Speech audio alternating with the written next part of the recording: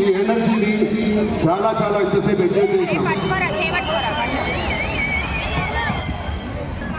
విజయవాడలో చేయాలనుకున్నాం.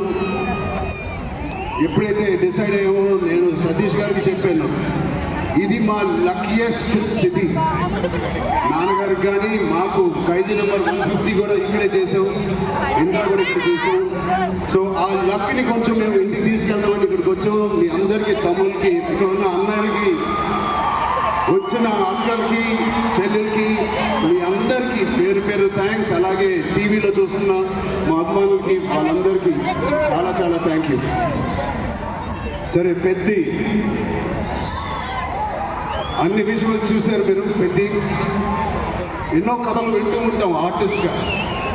కొన్ని కథలు విన్నప్పుడు నచ్చుతాయి, కొన్ని కథలు విన్నప్పుడు ఆశ్చర్యపరుస్తాయి. బట్ పెద్ది అనే కథ మాత్రం విన్నప్పుడు ఎక్కడో గుండెలో నా హృదయానికి చాలా దగ్గరగా హద్దుకుని ఉన్న ఒక కథ. ఇలాంటి కథ మా నాన్నగారు చెప్పినట్టు 10 సంవత్సరాలకు ఒకసారి వస్తుందేమో ఇలాంటి కథ. అలాంటి కథ నాకు వచ్చినందుకు ఫస్ట్లీ నా సుకుమార్ గారికి, బుచ్చిబాబు గురువు గారికి నేను మనస్ఫూర్తిగా థ్యాంక్స్ చెప్పుకుంటున్నాను.